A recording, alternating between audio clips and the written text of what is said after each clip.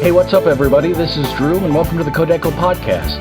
In this podcast, we'll keep you up to date with the latest app development tech talk. Now, here's the show. This is the Kodeco Podcast. This episode was recorded on Wednesday, the 1st of November, 2023. I am your co-host, Susannah Gupta, with my trusty host, Drew Freeman. Thanks, Sus. Today we'll be talking with Tim Mitra. That's Tim at it-guy.com. Tim is a longtime friend and past host of this podcast. He now hosts the podcasts More Than Just Code and Spotcast. Tim's an iOS developer and engineering manager with IT Guy Technologies. At Kodeco, he has been responsible for so many projects, including iOS tutorials, videos, many articles, and books over the past 10 years. Tim, I know you're kind of legendary, but for people who are newer tuning in, tell us about yourself. Tell us about your experience with Apple platforms and how you come to be teaching people to develop for this particular platform that we're going to be talking about today, which is VisionOS and the Vision Pro. I'm basically a Mac guy from way back when, and I started using Macs in the late 80s. I learned, back in the day when there was no internet, there was nothing. You had to figure it out on your own kind of thing. And people used to call me and ask me for help. So I eventually went into consulting to help people use their computers. That led me into programming and other things. At one point, I was an Apple reseller where I was selling Macs to people. People call me up and ask me what kind of iPad to buy and that kind of stuff. And then the problem is after a while, surrounded on three sides by three Apple stores. So there was no point.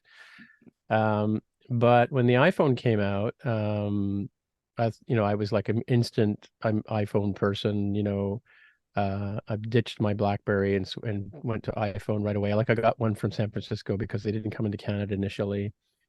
And started reading books about how you could basically jailbreak the phone, and you could go in and it was basically Unix under the hood, and you could write Unix applications, and you could make your own apps. And then, because at the time Apple was only letting us do dash code and websites on the phone, and I started teaching some of that stuff too. And then they released the SDK in 2008.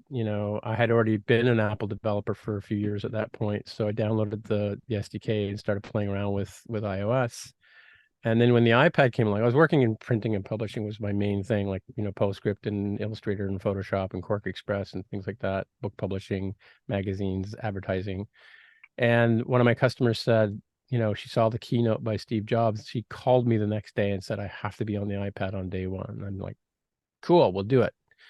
And then I figured, okay, now what do I have to do to figure out this stuff? So I basically, started up a company, hired a couple of contract engineers, started doing iPad development back in the day. And then that's how I kind of started. And it's funny because, when back in the day, like I said, there was no resources. You had to go online and sort of find a library, find a framework, find somebody who had written how to put a button on the screen, look at YouTube to figure out how to do the app icon. And there was this guy who had this blog in his basement of his mother-in-law's place by the name of Ray Wenderlich, right? And so I started reading Ray's stuff. In fact, one of my shipping apps today still has an article that he wrote back in 2010. The code is still in my app. That's wild. Yeah, and I talked to him about that a few years ago, and he said, "Yeah, I wrote that in my mother-in-law's basement." But yeah, and then I think I started one of the things I had to do was to figure out how this iOS thing, and so I skirted around. Because in print and publishing we used to go to conferences all the time to learn stuff, and I looked around to see if there were any iOS conferences. Sure enough, there was one in Seattle, so I jumped on a plane, flew to Seattle, met a bunch of people. And then the second one was in Philadelphia, and this is back in 2010, I guess. And Ray was speaking there. He and Rod Sturgo were doing had done a book on Cocoa's Code 2D. And I didn't have the nerve to go talk to him at that point because he was kind of he was like the Paul Hudson at the front of the room. Right? And, but I used to go to 360i Dev, which was another conference that I'd found. And in the second year that I went, he and Vicky were doing a Sunday lab on creating assets in 3D for games. And so I basically walked up to the table and said, "Hey, Ray, I've been teaching iOS in Toronto and I would love to write stuff." And he sort of said, "Sure, here's the tryout." And next thing you know, and that was 10 years ago. Like I started with my first article with Ray Wenderlich was 2013. So I've just had my 10th anniversary. So yeah, and that's how I got started with the Ray Wenderlich folks. And it was an opportunity for me too, as early days was to teach people, companies, banks, whatever, how to do this crazy thing called iOS. And so I used to teach a course on Objective-C, and everything from before lunch you'd have written your first Hello World app. And that's kind of how I got started in the sort of teaching people to do this. And then when the VisionOS came along, I mean, if you listen to my podcast a couple of times, like I was super skeptical. I'm, I've got gray beard like Andre, and we're the older folks, and we tend to be a bit more skeptical about these newfangled devices. I've been seeing AR and VR solutions my whole life, and Apple posted an opportunity to go to the VisionOS lab in Cupertino, and I looked at my wife and I said, "What do you think?" She said, "Go," right? Just go. So I went in expecting to be disappointed. I figured, okay, it's going to be janky like the Newton was. I love the Newton, but the Newton was a bit janky. The watch was a bit janky. Like the first 0.0 was always. I did love the Newton, but you're not wrong. Yeah, it was. I mean, I really loved it. I tried with the Newton. The funny thing about the handwriting recognition is they had this little training course where you taught the Newton how to read your writing, but I really believe the Newton was teaching you how to write so it could understand you. Well, there was that whole other way of writing on it, graffiti, like that. Called graffiti. Yeah. And when that moved over to HP, that's how the Palm Pilot became so famous, right? Because people could write with this lingo that the Palm Pilot understood. Now it started on Newton. Anyway, coming back, so the opportunity came up, like fill out this application, go down to Cupertino. So in August, I went down to the lab, and all I can say about it is I was blown away. It's phenomenal. It's the next thing. Like, it's not as big as an iPhone, but when you think about industries that didn't exist before the iPhone became popular, Twitter, Uber, DoorDash, all the technologies that we now take for granted that we do on our phone every day. Instagram didn't exist, right? Facebook was there, but it was kind of a different thing. And I just see this as like, I thought I have a few ideas for apps, obviously, and I had a few ideas before going there, but having actually experienced it and working with it, writing Xcode, running my apps on the actual device, I'm blown away. I'm all in. $3,500 is nothing for that, what that thing is going to bring to the market. Okay, so when it ships, you're getting one. Well, it doesn't come to Canada, so I'll be driving to Buffalo on day one. Okay. I'll be using your street address to get one. That's fine. So you and I discussed this last week at iOS Dev Happy Hour, right? That people, there is no black or white with this. Anybody who gets their hands on one walks away saying, "Take my money already." Yeah. It's I went all in on the watch Rev Zero. Yeah, what it is for, and right? I enjoyed it. I enjoyed it. I thought it was great. My spouse is hard of hearing, so I thought with a haptic response, it was fantastic for them. And they jumped on the boat too. Now my Rev Zero fell apart the first time I went in the swimming pool, and they warned me that it wasn't water resistant. But I've always been backpedaling when it comes to Rev Zero products from Apple. Didn't jump on the iPhone initially, didn't jump on the iPad initially, but everything I'm hearing about the Vision, and I'm trying to figure out what will I use it for initially, other than writing stuff for it. Well, I mean, the analogy I'll give you is right now I'm looking at you guys on my main. I have a 24-inch Apple display, LCD display. Over here I have another LG monitor. I have my MacBook Air is over here, and my iPad is down here, and my phone is here in the corner, right? So imagine you've got the device on and you just open those 4 windows, right? So the world is your screen. I don't even have to get out of bed. I can be in bed and open the 4 windows and be working.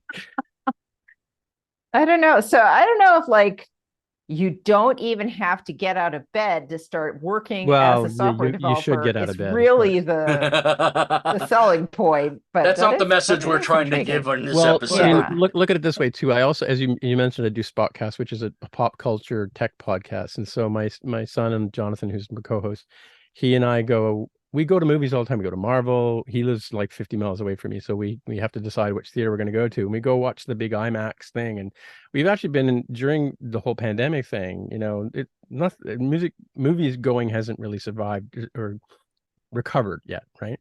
Mm-hmm. But we went to my grandson, my son, and myself went to a Marvel movie in one of the IMAX theaters. We were the only people in the room.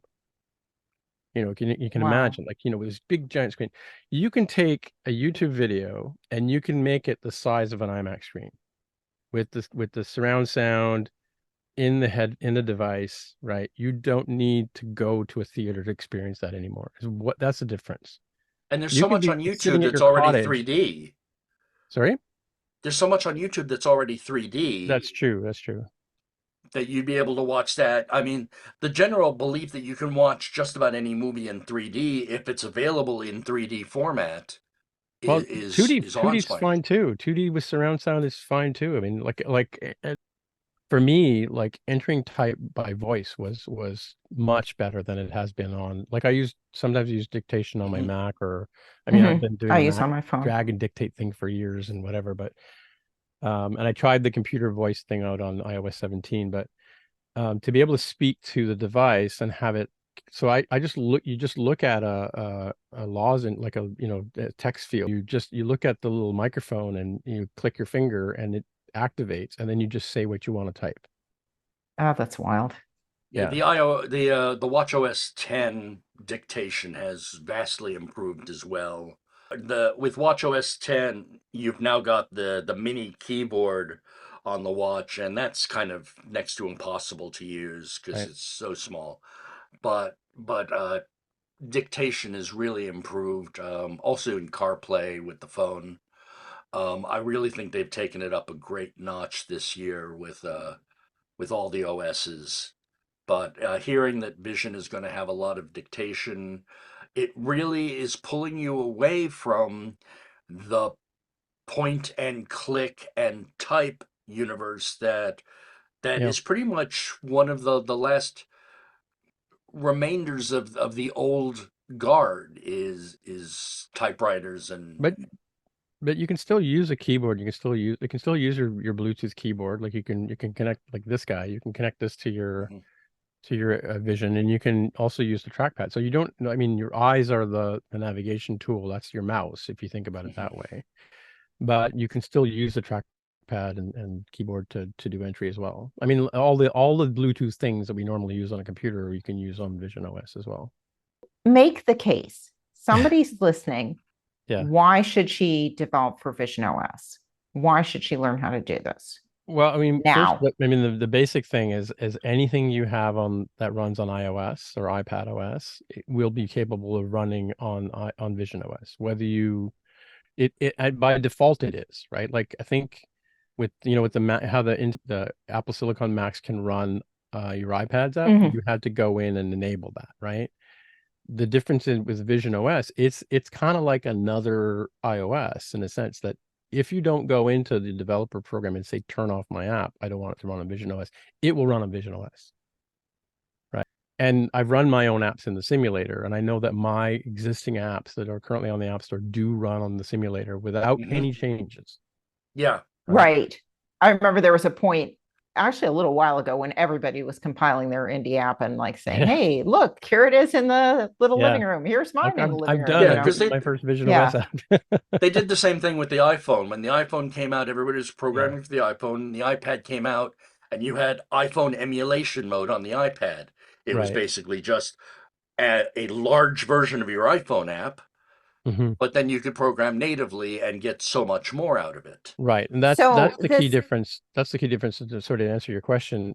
There are like one of when you hover over, when you mouse over, what do you want to call it, and you look at an element on the screen, if it's written in native VisionOS, it kind of hovers. It kind of has a highlight effect and it kind of jiggles a bit, right? They've And now got that for the iPad as well, for the iPad yeah, and emulation you can mode. see that, yeah, with the magic, with the what do you call it, the stylus, the pencil, right? It's got the hover effect, right? So exactly the same thing, right? So and you can try it on your Apple TV. Your Apple TV, when you navigate to an icon, it kind of jiggles to let you know that's what's been focused on, right?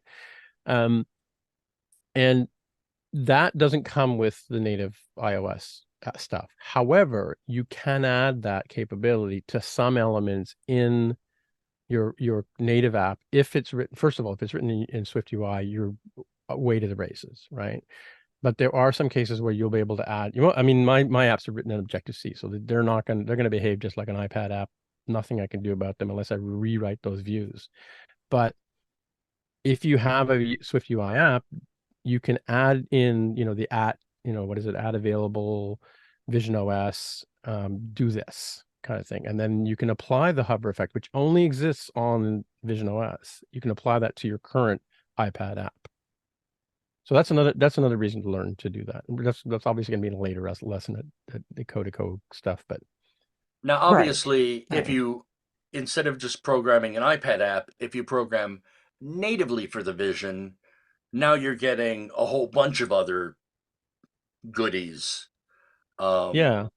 Now, my understanding, and please correct me if I'm wrong, is you can use Swift or SwiftUI. You can use UIKit or SwiftUI natively on the platform, but there's a problem with zibs and storyboards. I think you can basically run, as far as I know, you can run any Swift view you want. Rather, because a zib or a storyboard is just it's basically unpacked when the OS runs it, right? Like it's basically it's a convenience for us as engineers to create, to use the metaphor of dragging the button to here and there and put the, God help us all, constraints on the constraints. But you can do all that kind of stuff, but the reality, and then but the advantage of SwiftUI is all that sort of, because it's declarative. It's not, you don't really have to know about pixel perfect kind of design, that kind of stuff. So I think that, ideally you write it in SwiftUI, because I know that, like in the case of some of the stuff I'm writing for the course we're going to cover, the first part is going to be covering just a basic window app, which is just like anything else.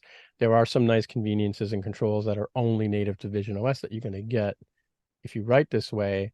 But when you get into the more immersive apps and you get into the more volumetric apps, those you need to write in what's called a reality view, and that's a SwiftUI view. It's like, so you can't really use a nib, or you can use assets, you can use images and all sounds and in there, but the reality view is a native SwiftUI written piece. So you can't put that into a Swift file that doesn't support SwiftUI, right?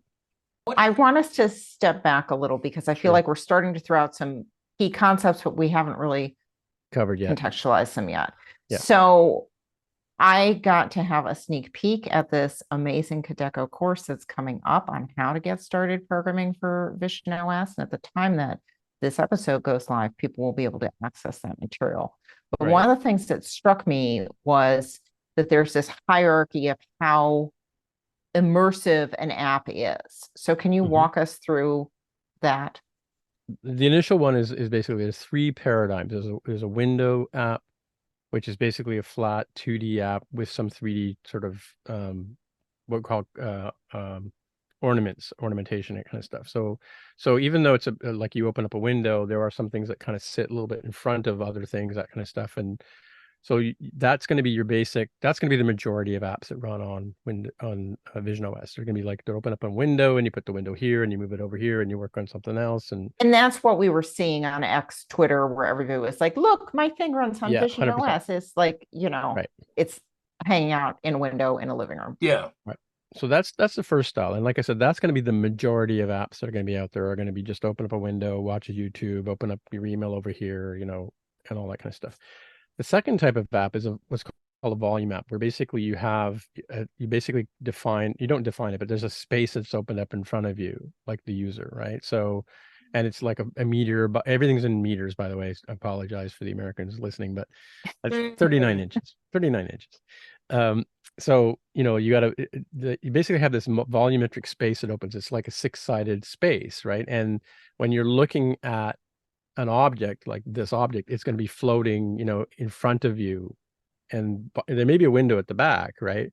But the object is out in front of you, and it's a 3D object, and if you can orbit around, you can turn, you can look at it, and you can experience it as a 3D object. Like in the sample app that Apple creates, there's an Earth, and you can see a satellite orbiting around the Earth, kind of thing. So that's like instead of having like a 2D image of a shoe on your catalog page, now you have a shoe that somebody can take, and they can rotate, they can turn it upside down, and they can really appreciate the magnificence of the shoe that you're selling them, right? Kind of thing, right? And there's a huge whole kind of application for it. Like, of course you'd want to do that. Make the dress appear as if it's on my body. Make the glasses appear as if they're on my head, and so I can turn my head and enjoy them and that kind of stuff, right? The mind sort of races when you think about all the applications. Let me ask you a quick question there. So I know there's look and there's click or finger thing. Is there a drag? Yeah, so again, it's all covered, and I don't know about you, but I have a Ultra Watch here, and I've been practicing with the assistive touch, where I've been doing this tap too, and whatever. So yeah, essentially, like you look at something, and that's like where your mouse goes, right? And there's this thing called foveal focus that's really kind of a magic thing. Like, I don't know if you know much about human vision, but you really only focus where your actual eye is looking. The rest of the stuff is all kind of captured in color and maps, and it's all average. It's not really clear. It's kind of peripheral. That's why we call it peripheral vision, right?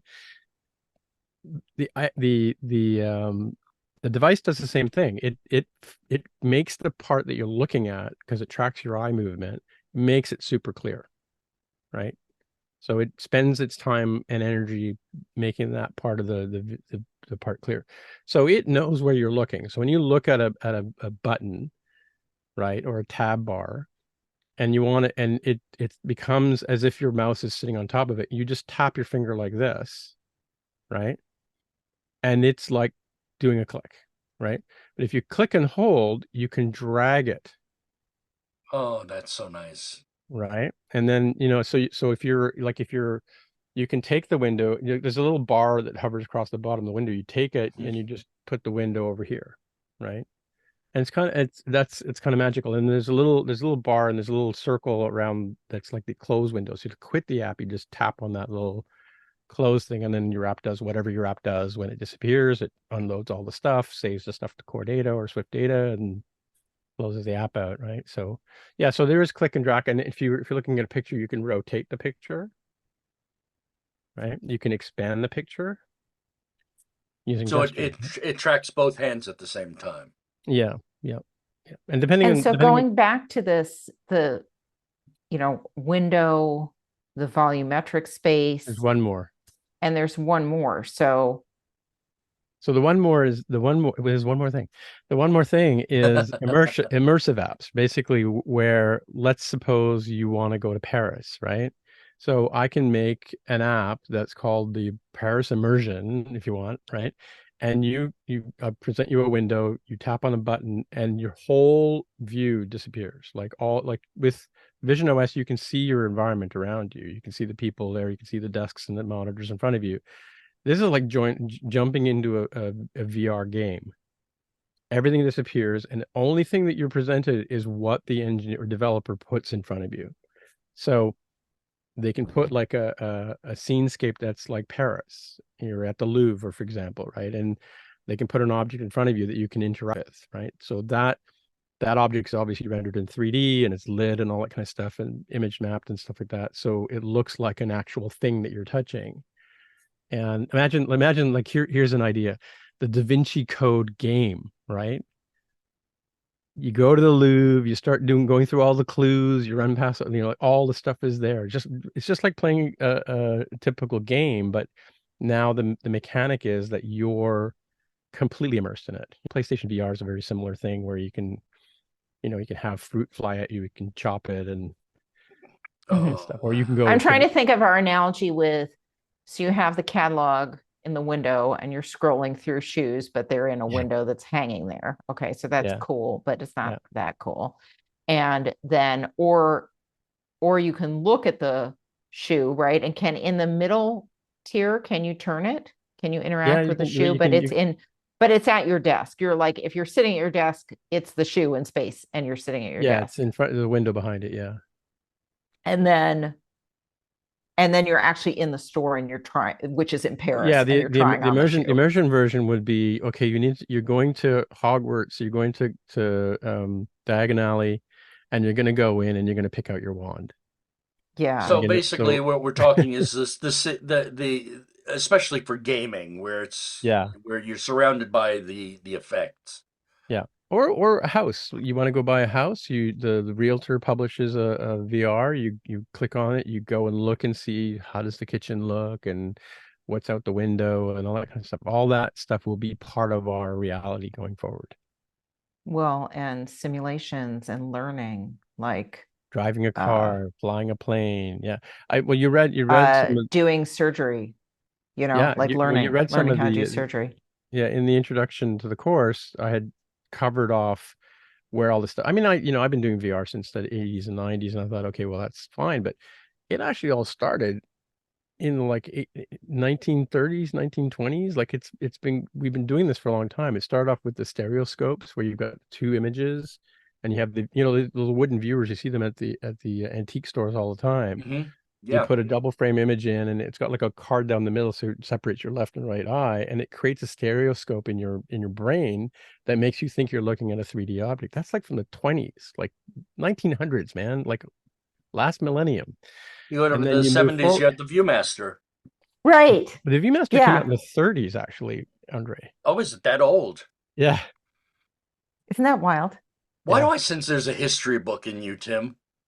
There probably is. There's history behind me. I don't know if you've noticed, but oh my God, I love and for folks who look at the materials, who already have or who will after this episode, some of this history is very nicely encapsulated in the materials.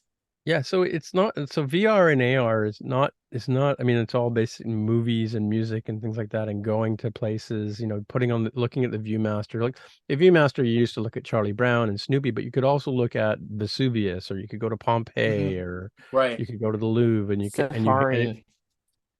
Safari, look at the animals and they were all done in 3D, and it was kind of magical, right? And the difference is now we're moving to the point where it's all computationally generated in front of your very eyes, right? So that's the magic. And I mean, the possibilities of what people will be able to do with this platform is astounding, right?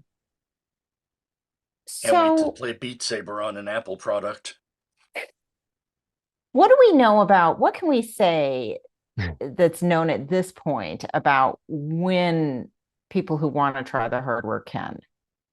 Well, I do know that right now, and I mean, they have been since around the summer, August or so, they've been having developer labs. If you're an engineer, you can go to developer labs. They just opened one so as of this writing, which is November, they opened one in New York. You used to have to go to Cupertino, London, Singapore has one. There's 5 or 6 locations that you can go around the world to check out this device, and all you do is apply for it. And Apple's happy to have you come in, bring your Mac, bring your Xcode, and try out your apps, right? And play around with it and try it. And they want our feedback, and it's a great avenue to get it, right? But like I said, they just opened one in New York City, so you can go to New York, and I'm sure they'll be having labs for this all the way up until it releases. So that's the first. Do we have a real release date, a ship date yet at this point? I mean, spring, I think. Yeah, I know. We know it's not for the holidays. Yeah, it's not for Christmas. And it's going to be. I mean, I like to say it's made of unobtainium, and there's going to be a limited supply at first, right? So, I mean, because of the technology, like, I mean, the rumor is that to make the screens, Samsung can only deliver a finite number of them, and so that would mean that there's only a finite number of devices will be available, right? So if you're sitting here, you're listening, you're pretty sure, ooh, I've got the killer app for this. I know how to do it. I'm going to read Tim's materials and I'm just going to bang that out. Yeah. It's going to be a while before you get super rich from it, because oh, who knows? I mean, the other thing I should point out too is if you do have that app and you want to you can make a pitch to Apple, and they will provide you with a developer kit, and you can try it out. If you have that app you're talking about, that's going to give you the next, game changer. But you really have to. So do you know of anyone who's actually gotten a developer kit through a compelling pitch? I've heard rumors of somebody who has, but I don't know anybody one-to-one that I've spoken to that has it yet. Okay. So, or at least can admit it's a to possibility. Or can admit to it. Yeah. But I have heard that the last time I spoke to somebody about it on a Slack channel it was a challenge you have to jump through a few hoops to get it, but that makes sense, right? So let's talk about this from the point of view of, what do I need to know other than having the new course materials, which will be fantastic. I'm assuming a good grounding in iOS is absolutely necessary before making the jump onto this thing. Yeah, sure. You could do the 100 Days of SwiftUI from Paul Hudson and make tiny little apps along the way. But to really take advantage of this environment, I'm assuming there's a little bit of AR and VR knowledge of what Apple has in their bucket that would be helpful. Yeah, I mean, if I had to ask, I'm obviously, when I started working on the course, they asked me what the prerequisites would be. I'm approaching it from the point of view of you know a little bit of Swift, right? You know a little bit about it. Maybe you know what a closure is. It does use a lot of async await. Out of the box, it's not challenging, so you should know a bit of Swift programming, Swift UI in particular. If you have some experience with AR and VR, you'll be in a good place too. There are sites that will download you USD files. We should talk about the USD file, by the way. Yeah, let's. But you can download assets and you can put them in. In fact, in the lesson, I did sort of direct people to how to download the apps or download some objects and put them in. Some of the more advanced challenges are going to be things like lighting the object. There's a whole another rabbit hole called shader graphs, basically, which are programs you kind of put together that use math and complicated stuff to make an effect, like the light on the top of your head kind of thing. It's not just as straightforward as pointing a light at your head. It's kind of, there's a bit of nuance to it. And then how light apply, generally speaking, a lot of the 3D rendering stuff is out of the way, but if you know some 3D modeling, you might want to, you might need to, if you're going to be doing any custom work yourself, like you don't want to use ready-made things, there's a library of assets that come with the simulator and come with Reality Composer Pro, which we didn't talk about yet. But Reality Composer Pro is where you set up what they call scenes, right? You put the objects in and you make the relationships between them and you use the materials to make them look the way they look. That's done in Reality Composer Pro. And then knowing some AR, VR kind of concepts and technologies will be helpful as well, right? So, yeah. Strikes me that that's almost its whole own thing, being like a 3D, like an AR, VR designer. Yeah. And I don't know how much of this is brand new for Apple versus like people who already have some understanding of this from a different AR, VR platform and what can be brought over from other sources. But I think programming in Swift and making these things in whatever tool set are like really different skills. Yeah.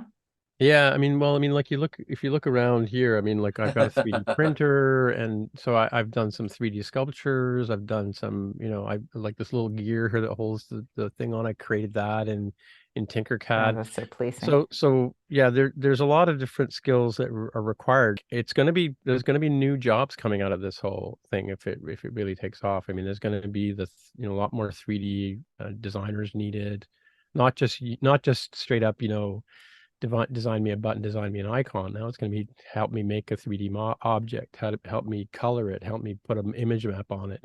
There's a lot that goes into it, but that doesn't mean that you can't. I don't want to get you the wrong impression. That's sort of the more advanced applications, right? Doesn't mean you can't build an app and publish it on VisionOS, right? So the point of my course is I'm trying to show you that there are entry points for everybody, right? There are some advanced things that some of this stuff, as I'm writing, I'm in the middle of writing the course right now as we record. As I read each section, I've been going back and even though I part of our process, the way the sausage is made here at Ray Wonderlic, by the way, is we make a sample app, we push it through, it gets approved, and then we start writing the article around how we're going to explain to the students to build this app and all the sort of stuff they need. The reality is this stuff is so new that I've created a sample app and then I've gone, okay, but there's one thing I want to do that's been bugging me. So as I'm writing, I stop and I go and spend a couple of hours in Xcode and I learn about this new thing and I learn about shader graphs and I learn about this. I mean, just on the weekend, I had a breakthrough where I wanted to make an object circle another object.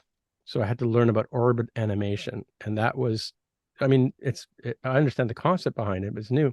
Literally last night, I've got this, you'll see this when you do the immersion part of the course, is I've got this little airplane that goes around in a circle.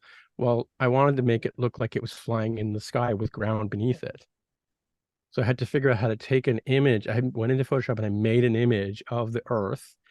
And then I had to figure out how to put you inside that sphere and apply that image to the sphere so it looks like you're flying a plane and the sky is in front of you and the clouds that I painted in Photoshop and the ground below that I took out of an airplane when I was flying from Chicago back in last summer, right? So, hey, did you get it to work?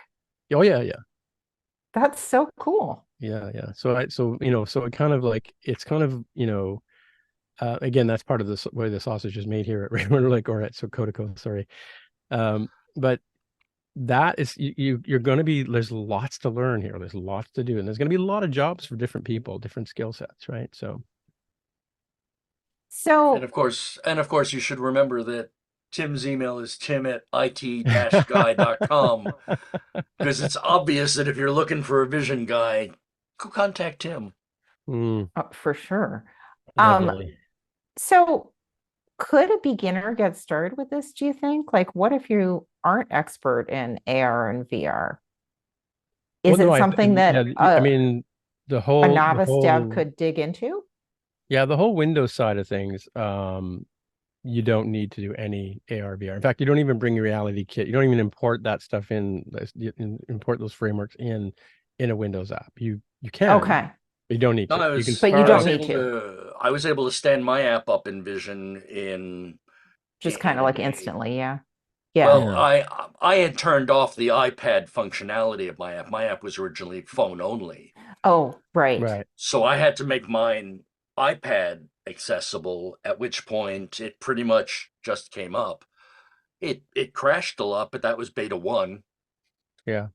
We're up to beta 4 now. So, and that's another important point too. It will only run on Apple Silicon Macs now as of Xcode 15.1 beta, which VisionOS beta 4 or Vision 1.0 beta 4 the simulator will only run on Apple Silicon. So if you're still sitting on the fence about Intel versus Apple Silicon, this might be there's your answer.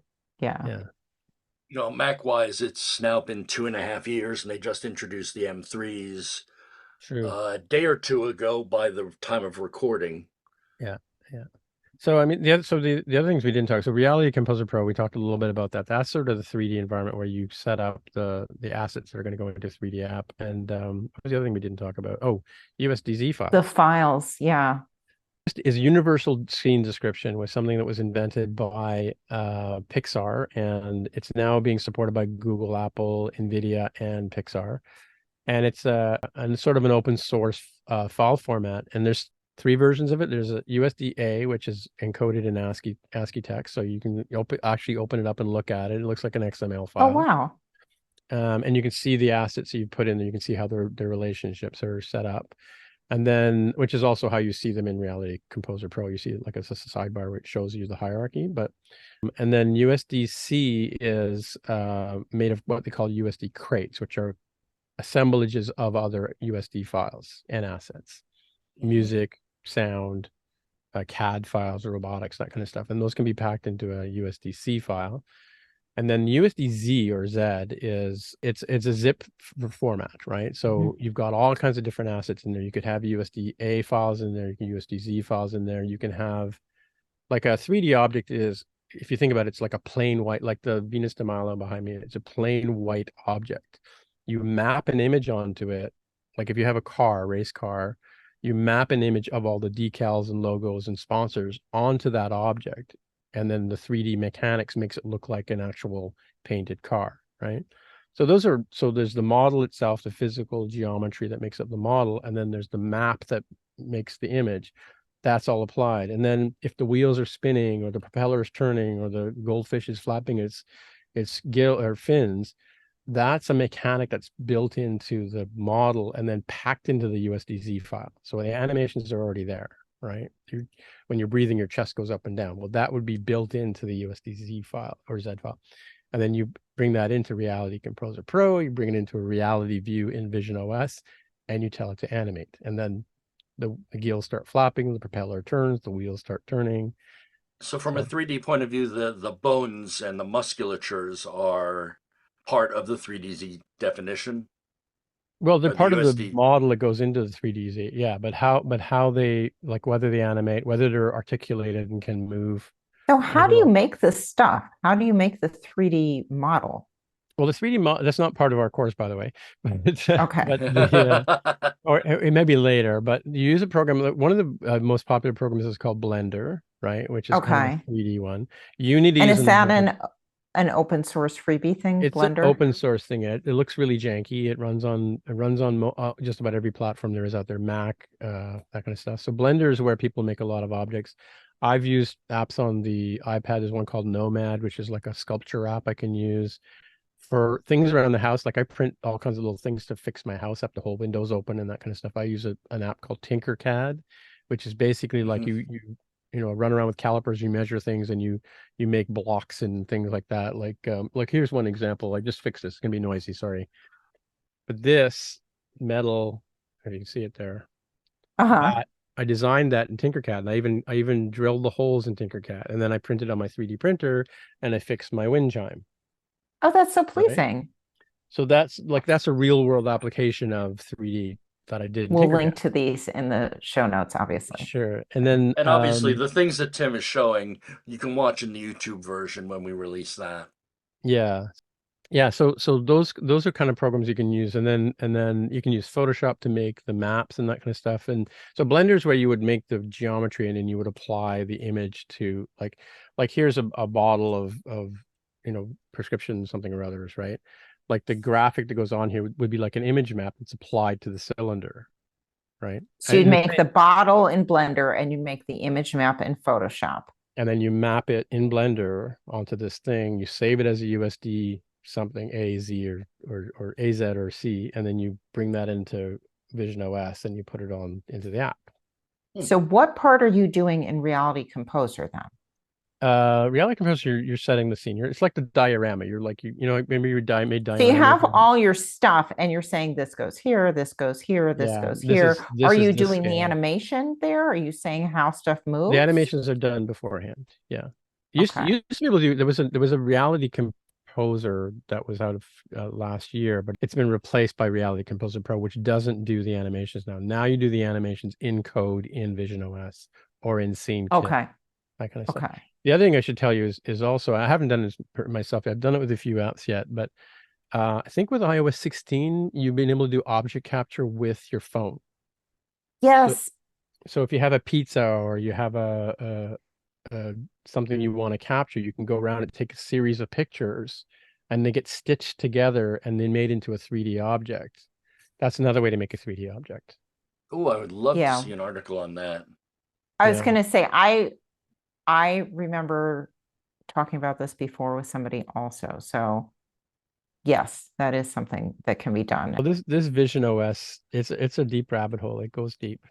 It goes deep. I'm really sort of finding that I have to limit how far I go with this. The first 3 lessons anyway. We'll see later on. You know, I mean, like we have an iOS team, we have an Android team, we have a Flutter team. So I envision we'll have a Vision team. It definitely makes sense. Yeah. So do you have a deep bench of app ideas yourself, Tim? Well, I mean, I do. I mean, I have some of my apps that come from the 30 years of work experience that I have. I mean, my wife and I worked together in a place where we did screen printing, and we made flags and banners. And one of the things about that is, these are big screens, like we're talking 3 by 6 foot, or 9 foot flags, and they're all screen printed. So Yeah. every single color you apply, there's this great big giant frame, and we had to store them inside the factory. And because occasionally we would do, it wasn't like one-offs, we would do like a run of flags, and 6 months later, 2 years later, we would come back and do some more. So we had this inventory system. We had a physical book, and we had racks above every table that we used to screen print these things. And we had numbers on each of the racks, and we would have in this book, we would log where that particular frame went in the place. And we would spend hours walking around looking for the screen to make the blue, or like Canada flag, the two, US flag, the red stripes and the blue stripes, and the star field would be one screen, and the red stripes would be a completely different screen, stored in different parts of the plant. I envision, if you'll allow me to say that, walking around with a VisionOS device on my head and looking and using augmented reality to show me what the names of those things are without having to use the book. Imagine, you go into Costco and you want to find something, and you have your vision. I mean, in the future when we can be able to walk around with VisionOS, you'll be able to say, it'll show you little like blue dots on the ground, just follow this path to go here to get to the thing you want to buy, right? Kind of thing. Right. And as you're passing, little ads will pop up. Try this, it's on special, and try that, it's on special, right? What Those was are the two movie applications. that was in quite a while Minority ago? Report. Yep. Yeah. Mhm. So those are two applications. The other one is like you want to get something to eat, you put your Vision Pro on, you look around your neighborhood. Oh, there's a pizza place over there, and there's sushi over there. That place has got 5 stars. This place has got 4 stars. This one's got lots of dollars, which means it's expensive. This one's got a couple, so you can look at how these kind of putting on these devices are going to help you, kind of thing. Or you're flying from San Francisco to Toronto. It's a 5.5 hour flight. You put your Vision Pro on, you go into your IMAX theater, you make the airplane disappear, right? And now you're watching a movie as I've you're got to flying. say, so I'm never a V0 adopter of anything. That's just not how I Yeah. roll. But the make the airplane disappear, Yeah. that's Or so like, compelling. I mean, so the one of the things that's kind of weird about the keynote was the whole idea of the Zoom meetings, right? Where Mhm. you have an avatar. But imagine 30 of these things, and you're teaching a class of students, in grade 10 or 11, for whatever reason, maybe there's another pandemic or whatever reason, they can't physically be in the same, maybe our Codeco boot camps, right? We all join on our VisionOS. We're now in a classroom. Tim's at the front of the classroom teaching us how to do closures or whatever. And each student is wearing a VisionOS while they're all across the globe. Right. Right? They're not physically in the same space as me, but we're now a cohort. We're in the same class. We get all those social energies that we need as, ascendants from cave people who sat around fires. We can all sit around the virtual fire that is the Kodeco classroom and learn iOS. I mean, that's fascinating. Like that, where the extent to which will we get those things that we need as human animals? Well, I mean, We'll see. we But used it's to very we used to, like intriguing. I said, in the evening when the hunt was done and the gathering was done, we would gather around the fire, and the senior person would go up there and draw on the cave walls and tell the story, even before language was invented, right? So now imagine you're putting on the VisionOS and you're getting to see the senior get up and draw on the cave wall. Yeah, And that's no, why, it's and that's why those specific tines on the back of the tail is called a thagomizer. Sorry, that's just a cheap reference from the Far Side. Mm, Um, let's go back to programming for a moment. sure. You've now obviously been doing a lot of code in the simulator and a lot Yeah. of stuff. How has there really been a difference of programming in the Vision simulator versus the iOS simulators? How does it Mhm. feel different, or is there a difference? Well, I can tell you, having been to the lab, it is night and day between developing an app and running it on the actual hardware and seeing it in real space and real time than it is running in the simulator. Simulator is like most 3D apps. There's I mean, these well honed toolings that are in 3D. So the difference between the iOS simulator and the Vision simulator is now you have a whole strip of 3D tools. You have a tool for zooming in and zooming out. You have a tool for orbiting. You have a tool for just turning your head. And you have your little mouse that you can use to simulate where you're looking, kind of thing. So those are tools that you have, but it's in a 2D representation of a 3D room, right? Same with Reality Composer Pro. You're looking at a room that perceptively you think has space, and you can move an object in it, and you can look at the inspector on the side. You can see how far you've moved it, or how many degrees you rotated, that kind of stuff. But I think it's a much different thing than actually physically seeing the difference. I don't know if Reality Composer Pro is going to be an app that's going to be available on VisionOS, where you can take the object and put it in the space physically. That would be a cool application somebody should write. But I mean, people are writing chessboards. I'm on a couple of Slack Oh groups. yeah. People are doing all kinds of cool things with this idea. But it is quite different working in 2D. It's you know what it's like when you well, I don't know if you know what it's like, but when you write a white code and you run it in the simulator, it's quite different than when you run it on an actual device. You put it on test flight, or you side load it onto your phone. You can walk outside and still test your app while you're walking down the street, kind of thing, which you can't do in Xcode, right? I guess it's similar in that sense. It's a much deeper divide between something you're looking at in 2D and something you're looking at in 3D. I guess like I can't watch Avatar in 2D. I can't watch Avatar on my television. It doesn't have the same magical feeling that it had in 3D. Yeah. That was like, and it's funny because 5 years ago, whenever it came out, or 10 years ago, I saw it in the theater and I was blown away, right? And then it came back in IMAX just before the last movie came in, and my son and I went and watched it, and we're like, yeah, it was okay. It wasn't Spider-Man No Way Home. Like, that was a much better 3D movie, but you know what I mean? Like, we were like, in conceptual, we were blown away 10 years ago. Now right at the time, right? So it's quite a different experience than I guess it's like this. I don't know if you play any sports at all, or what do you play? I did some flag football. Football. Okay, there's a good one. It's a difference between watching football on TV and actually being on the field playing football. Yeah. Quite a different sensation, right? I see what you're saying.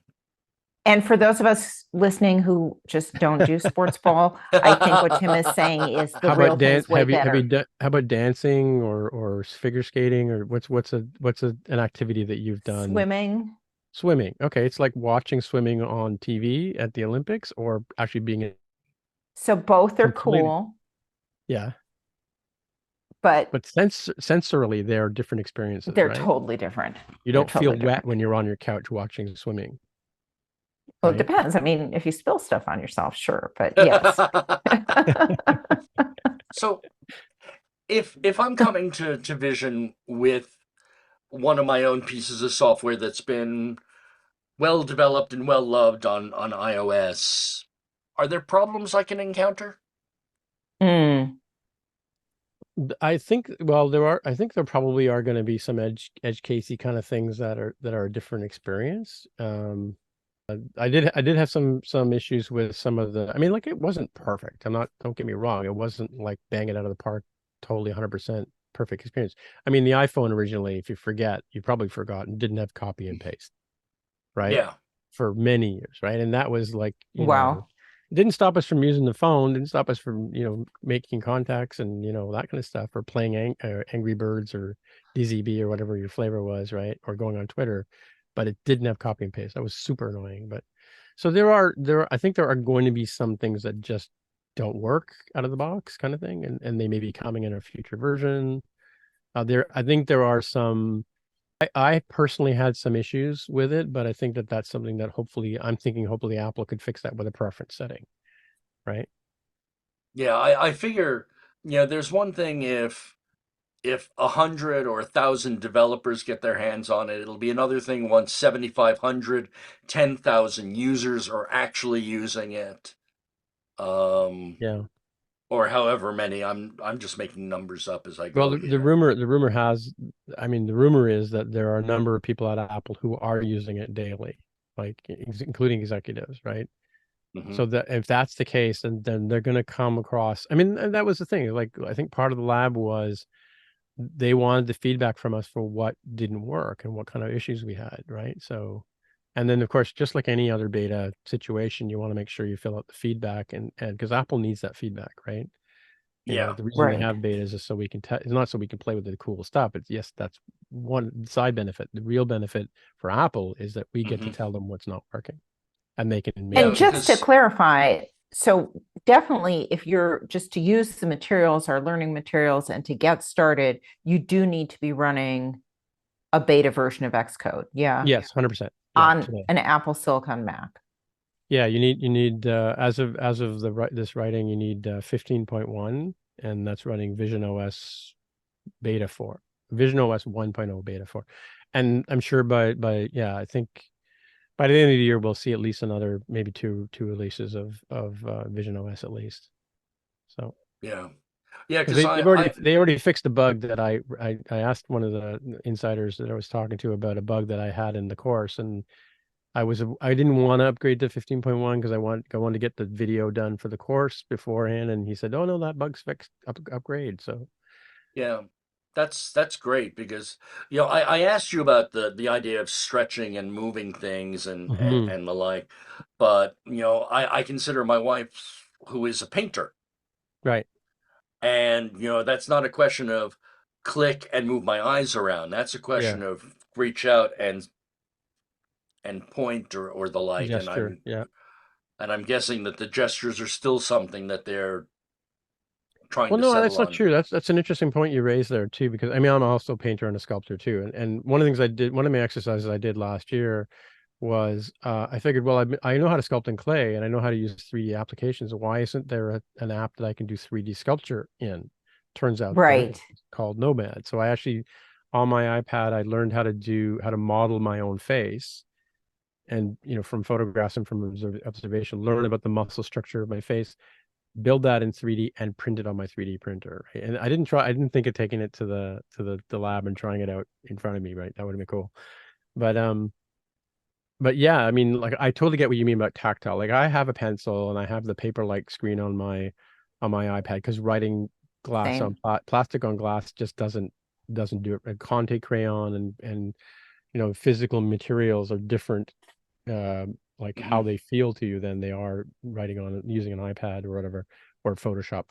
But you can, if in an immersive space, or even in a partially immersive space, a progressively immersive space, you can bring your hands up and you can programmatically map out where your fingers are.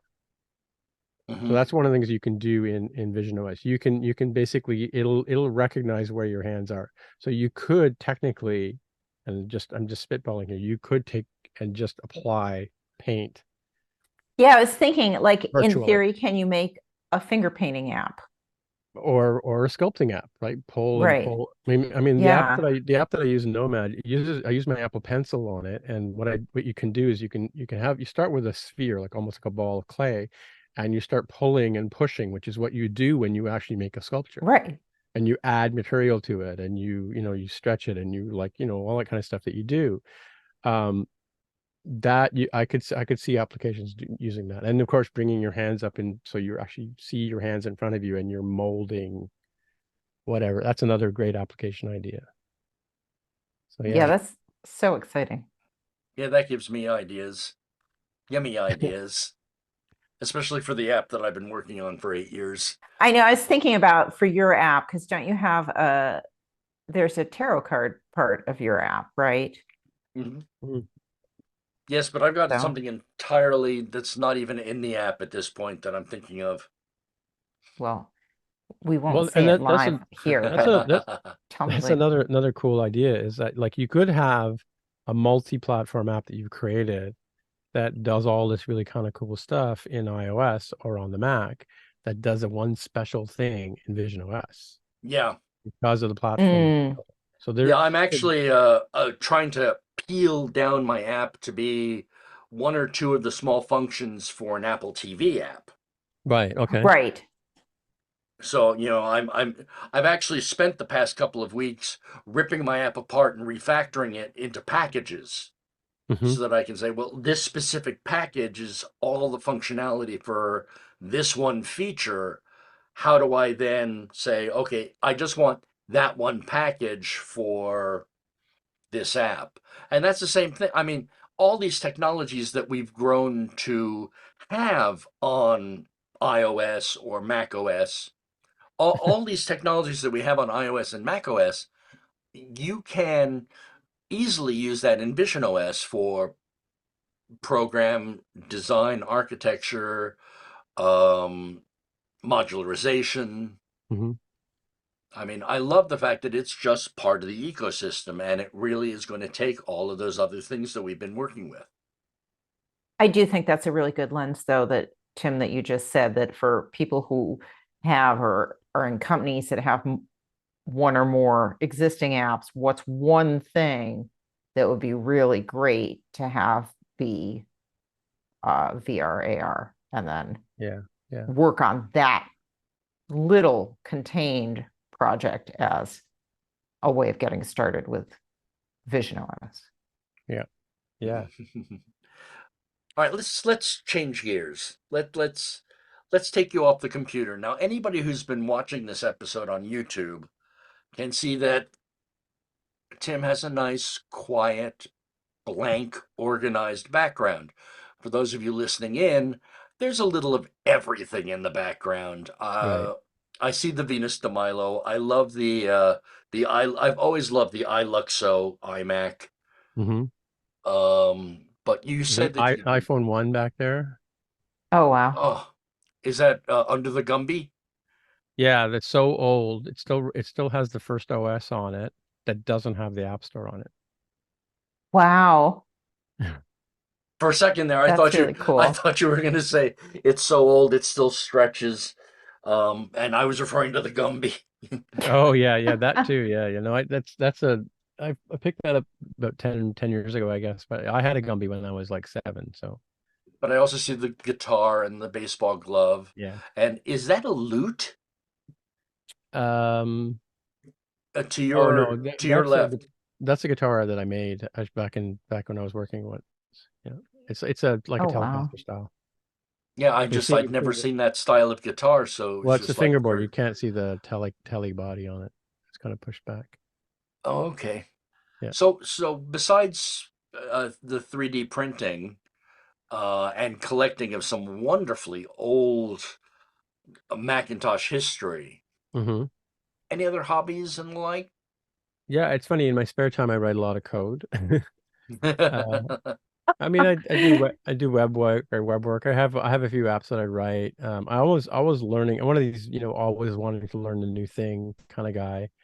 So I used to always go in and try the new Kodeco lessons out when they came across when the ones that were interesting to me.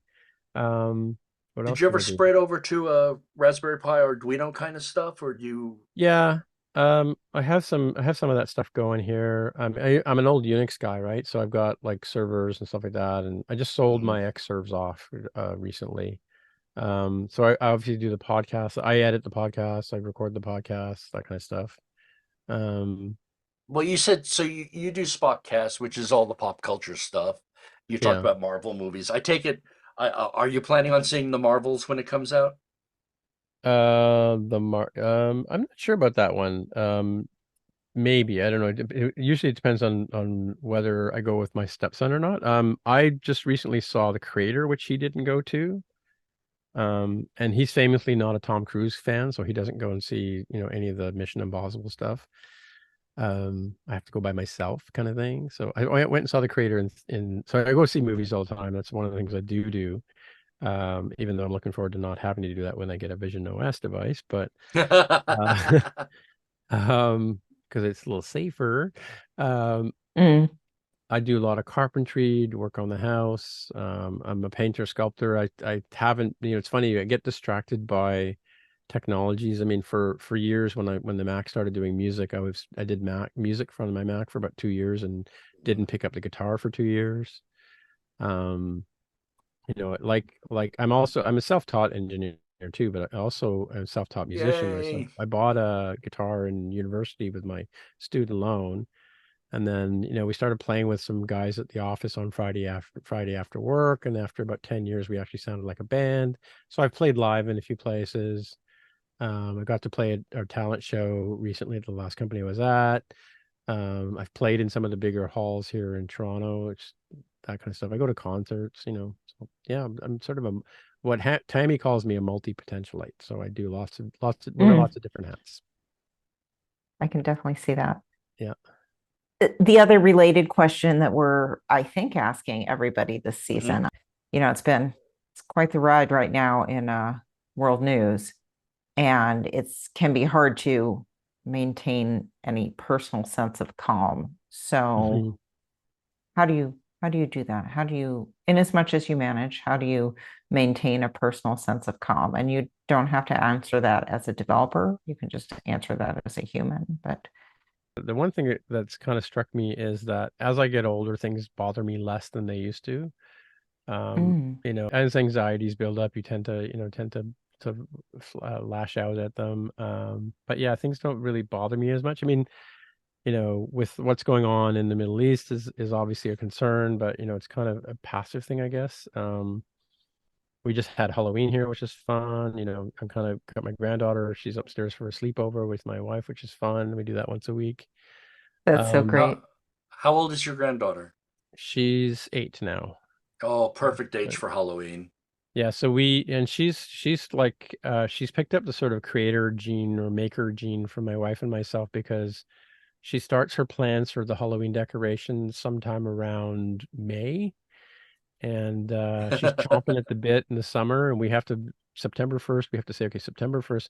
So for the last 2 months, last 2 months, our front yard has been decorated, and we have a life-size skeleton. We have it's a plastic skeleton, but we have a skeleton outside named Alice that she dresses up and changes her outfit once a week with a new theme. And so all the neighborhood kids and all the neighborhood adults come by and check it out all the time. So that's one of the fun things that she does. So hopefully she's going to pick up the creative gene from us as well and carry that through her life, right?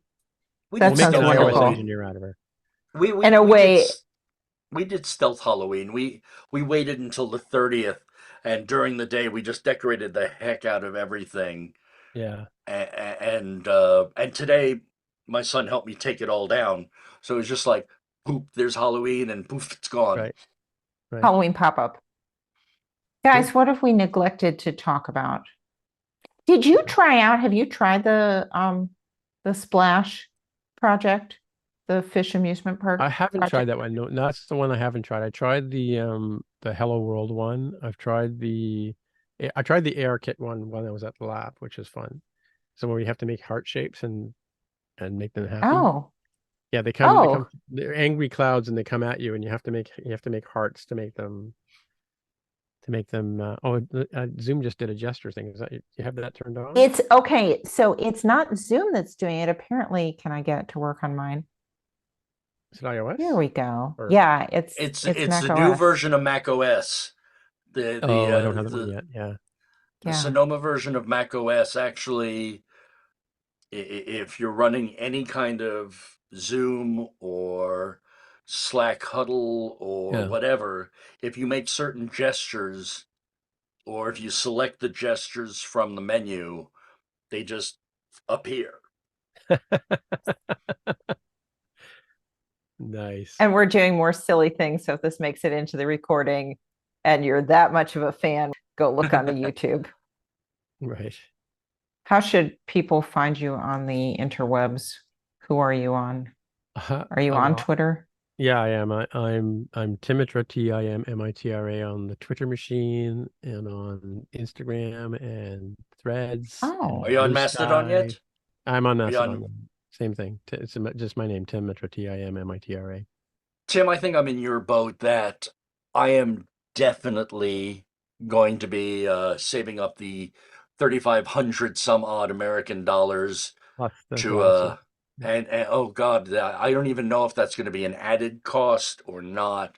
I mean, it's still a lot of this is up in the air, but I think we've got a really good start in understanding what this technology is, and with the material that you've produced coming out, that's really going to help a lot of people who are interested in jumping onto this bandwagon. And Sure. I cannot thank you enough for telling us all about your experiences and your knowledge. And I really want to thank you for being on the show this week. Well, thanks for having me. It's been a great experience. Thanks. Obviously, if you want to reach out to Tim, like I've said many times, his email, tim@it-guy.com. He will probably not refuse any good job offers in the vision world right now. If you want to find Tim on I still call it Twitter. I'm not too fond of the word X. It is Tim Mitra, TIMMITRA. Susannah is Suz Gupta, SUZGUPTA, and I am, of course, Podcast Drew. As we've been doing this season, we're not necessarily teasing what the next episode is because we're sort of still mixing things around and trying to figure out what we want to do for the next episode. So you definitely should be tuning in from week to week to hear what we're doing. So we'll be back in 2 weeks. Thank you so much for tuning in. And of course, as always, leave a positive rating on the podcast app of your choice. Thank you again to Tim, to Susannah, and to all of our backstage crew. We'll see you next episode. I wish we had time to play the entire interview, but if you'd like to see the interview with all the material, watch YouTube for the full video version.